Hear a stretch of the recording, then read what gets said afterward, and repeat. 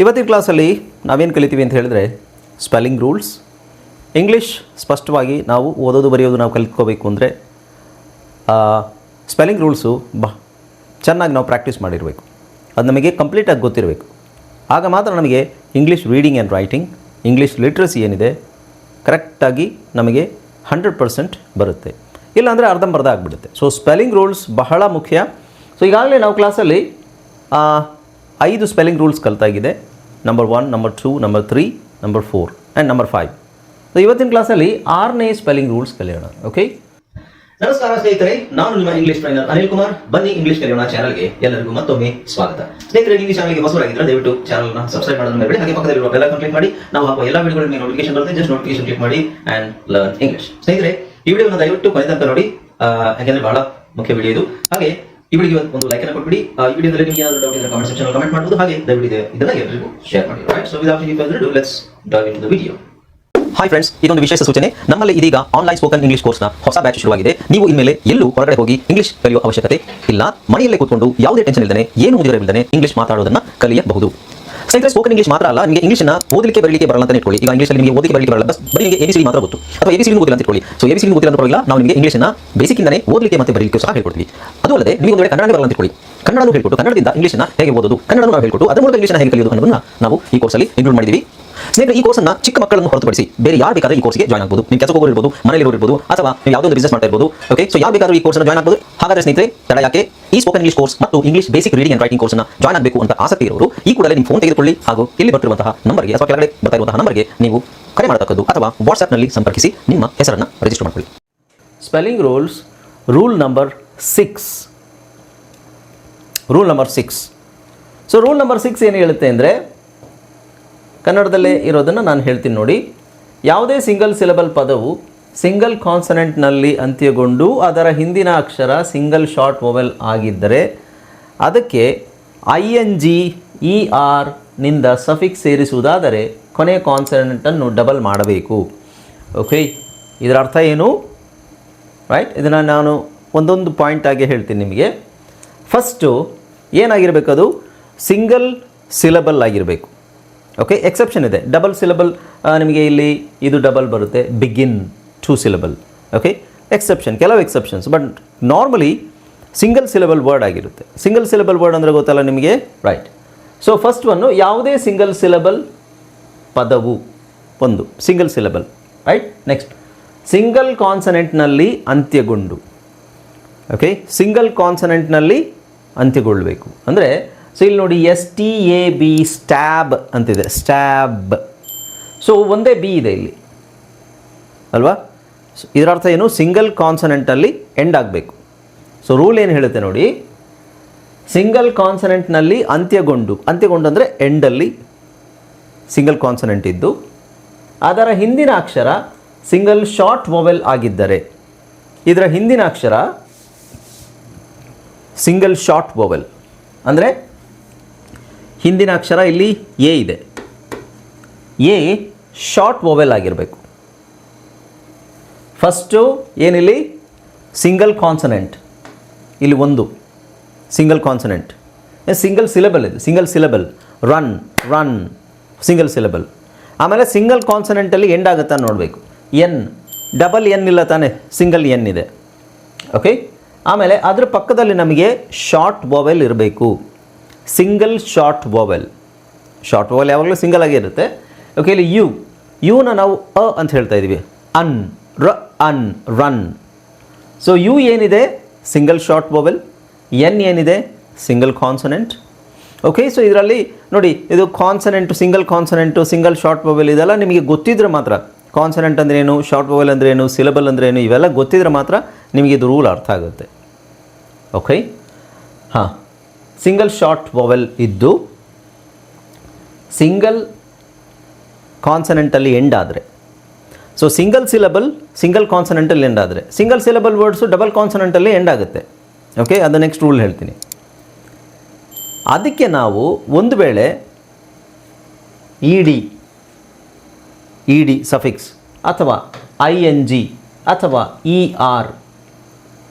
ED, ING ಅಥವಾ ER ಒಂದು ವೇಳೆ ನಾವು ಸೇರಿಸ್ಬೇಕಾದ್ರೆ ಆ ಲಾಸ್ಟ್ ಕಾನ್ಸನೆಂಟ್ ಏನಿದೆ ಅದನ್ನು ನಾವು ಡಬಲ್ ಮಾಡಬೇಕು. This is the rule. Okay, example ನೋಡೋಣ. ಸೊ ಇಲ್ಲಿ ನೋಡಿ, STAB ಸ್ಟ್ಯಾಬ್ ಅಂತಿದೆ. ಸ್ಟ್ಯಾಬ್ ಸ್ಟ್ಯಾಬ್ ಅಂದರೆ ಇರಿಯುವುದು, ಇರಿಯುವುದು ಅಥವಾ ಚುಚ್ಚುವುದು. ಓಕೆ, ಸೊ ಇದಕ್ಕೆ ನಾವು ಸ್ಟ್ಯಾಬ್ ಅನ್ನೋದು ಅದು ಪ್ರೆಸೆಂಟಲ್ಲಿದೆ, ಸ್ಟ್ಯಾಬ್ ಸಿಂಪಲ್ ಪ್ರೆಸೆಂಟಲ್ಲಿದೆ. ಸೊ ಇದು ಗ್ರಾಮರಲ್ಲಿ ಹೇಳಬೇಕಾದ್ರೆ ಅದನ್ನು ನಾನು ED ಹಾಕಬೇಕು ಅಂತ ಇಟ್ಕೊಳ್ಳಿ.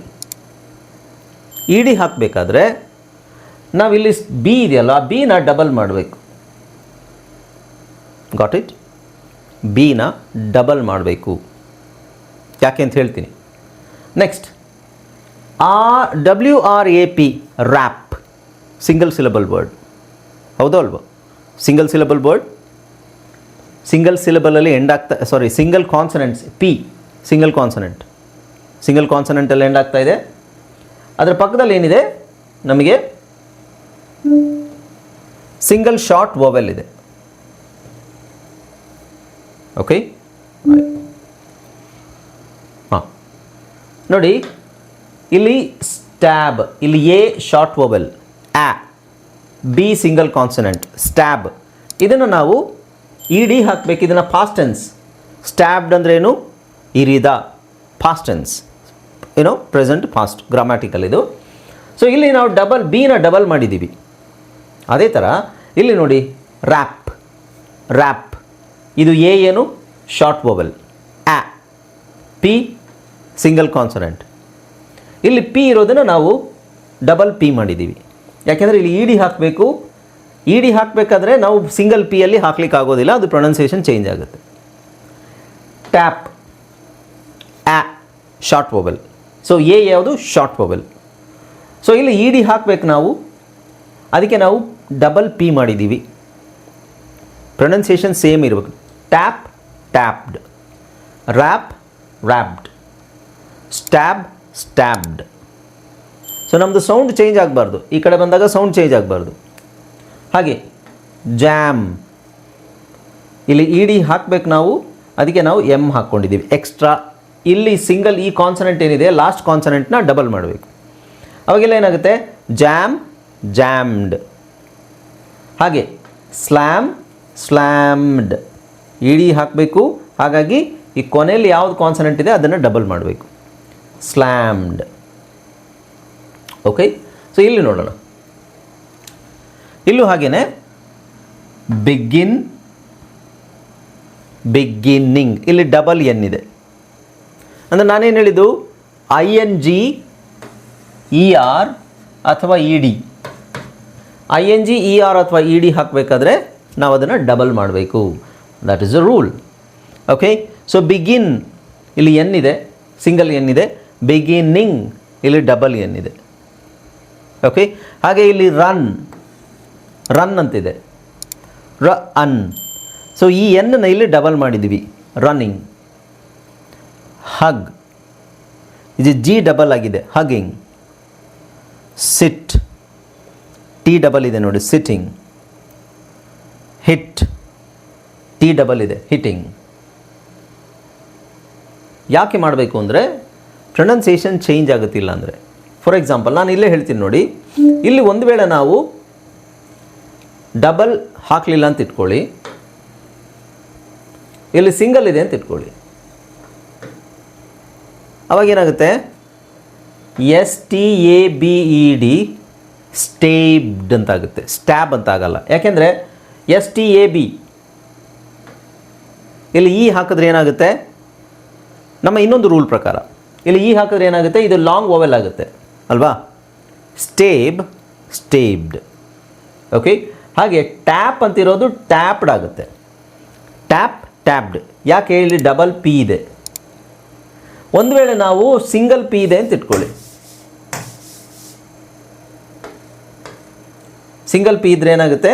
ಸೊ ಇಲ್ಲಿ ಇದು tape, TAPE tape, TAP tap, TAPE tape. Okay, so ಟೇಪಿಗೆ ನಾವು D ಹಾಕಿದ್ರೆ ಏನಾಗುತ್ತೆ? ಟೇಪ್ಡ್, ಟೇಪ್ಡ್ ಆಗುತ್ತೆ.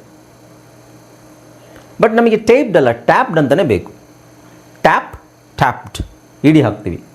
ಓಕೆ, ಸೊ ಹಾಗಾಗಿ ಇಲ್ಲಿ ನಾವು ಆ ಶಾರ್ಟ್ ವಾವೆಲ್ನ ಉಳಿಸ್ಕೊಳ್ಳೋಕ್ಕೆ, ಶಾರ್ಟ್ ವಾವೆಲ್ ಸೌಂಡ್ ಏನಿದೆ ಅದನ್ನು ಉಳಿಸ್ಕೊಳ್ಳೋಕ್ಕೆ ನಾವಿಲ್ಲಿ ಇನ್ನೊಂದು ಪಿ ಹಾಕಲೇಬೇಕು. ಆ್ಯಂಡ್ ಇಲ್ಲಿ ನೋಡಿ ಜಾಮ್, ಆಮ್, ಜಾಮ್. ಒಂದು ವೇಳೆ ಇಲ್ಲಿ ನಾವು ಈ ಎಮ್ ತೆಗಿತೀವಿ ಅಂತ ತಿಳ್ಕೊಳ್ಳಿ, ಅವಾಗ ಏನಾಗುತ್ತೆ JAMED, ಜೈಮ್ಡ್ ಆಗುತ್ತೆ. ಅದೇ ಥರ ಸ್ಲ್ಯಾಮ್, ಇಲ್ಲಿ ಒಂದು ಎಮ್ ತೆಗೆದ್ರೆ SLAMED, ಸ್ಲೈಮ್ಡ್. ಅರ್ಥ ಆಯ್ತಾ? ಸ್ಲೈಮ್ಡ್ ಅಂತ ಆಗುತ್ತೆ. ಇದರ ಅರ್ಥ ಏನು? ನಿಮಗೆ ಇದರಲ್ಲಿ ಇನ್ನೊಂದು ರೂಲ್ ಬರುತ್ತೆ. ಇದರಲ್ಲೇ ಇನ್ನೊಂದು ರೂಲ್ನ ನಾವೇ ಕ್ರಿಯೇಟ್ ಮಾಡ್ಕೋಬೋದು. ಹೇಗೆ?